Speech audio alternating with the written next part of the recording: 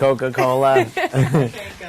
Okay. Well, you seem born to play to work on this movie. I mean, you did the travel documentaries. You're a comic expert.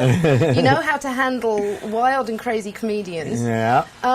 Tell me about it. How did you get involved? It was a dream when they talked about maybe retelling the story. I had this whole vision of it being like this movie, kind of like the ones we grew up on. Yeah. You know, and make it epic scale, but make it really funny, because there's so many great epics now. But let's make one that's really funny. Yeah. You know, and then the inventions thing. It's like the stuff I loved as a kid was like, absolutely, you know, yes. from James Bond to all that Chitty Chitty Bang Bang, and men in their flying machines. You Yes. know, I was like, let's get that in a movie, and maybe it'll appeal to everybody. But, you know, I was like, as long as that makes me happy, I'm a big kid, so maybe it'll work for everybody. Well, it certainly worked for me. I thought it's just so great to see something that does go around the world, that tries to encapsulate all the different...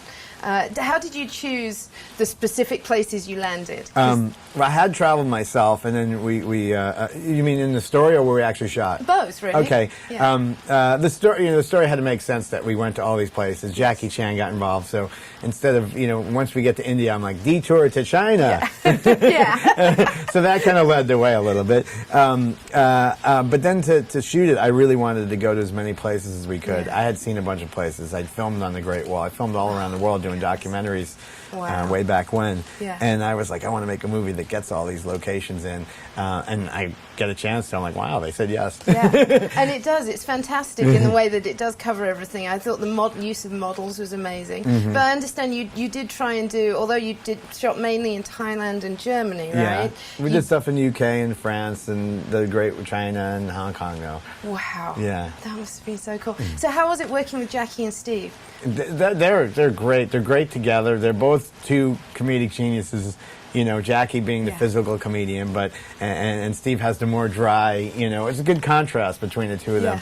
And they're both great actors. And I hope in this movie there's some really poignant moments that hopefully play well. Because I think Jackie's. You know, it was great to see him do some really amazing acting, and Steve had some amazing moments. And then you put the two of them together, and they're so opposite that they're kind of funny. And Jackie plays so well in pairings, you know. Owen Wilson was great. So, yeah. Chris Tucker's great. And now Steve Coogan's like a whole different pairing, but the one that they play off each other really funny. Yeah. Jackie plays a great French guy. He does, doesn't he? Although I wasn't sure. It said that he spoke French when he was a child, but that wasn't real French, you know.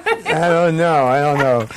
But luckily his English is better. Yes, yeah. I mean, as a Brit, obviously, I guess I'm more aware of Steve Coogan. And he's kind of Adam Sandler-esque over there. I mean, he's as big. He's huge. People love him. And I wanted to find somebody that would be Phileas Fogg, and they would know him as Phileas Fogg, and not have the luggage of, oh, it's that actor playing it. And you had to believe the guy's a genius, which Steve, you believe he could come up with these crazy inventions. Yeah. And you just had to have, you know, somebody that I love him, and I hope that the world loves him the way that I love him, the way that Britain loves him. Absolutely. You know, and rightfully so. Yes, yes. Now, you've got some amazing cameos in this movie. I mean, everybody from Richard Branson, which I got a huge kick out of, to Arnie. And yourself, you get to actually punch your lead actor, do you not? It's not often that you get a chance to do things. So whenever I'm in a movie, I try to do something that you don't get to do. It's not real life, but I did get to knock Steve in the head pretty good. It took me like 17 takes. I don't know why. I can't imagine. Did you shoot that at the beginning or the end? At the end. Yeah.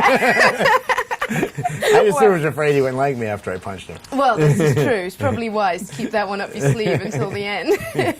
Excellent. And so how did you pull together some of the other cameos? I mean, obviously Rob, I would imagine. Rob you just Schneider, pick up the phone buddy, and called go, up, hey. and he loved the idea of playing a homeless guy, a hobo, and he's really funny at that. Kathy Bates, we'd work together, and you know, she's royalty. And I asked the British girl, I'm like, she's not English, but is it okay if Kathy Bates, you know, plays the Queen Victoria? And they said she's an honorary Brit because she's such an amazing actress. Absolutely. And then Arnold saying yes to that role was just great. And I was like, well, once we got that, I'm like, and all these other fun little ones that pop up throughout, it makes the movie kind of a fun, exciting thing. It's like when you travel, you're going to go to interesting places and meet interesting people. Exactly, and watch interesting movies. Thank you so much. Thanks a lot. Congratulations on this one. Thank you very much.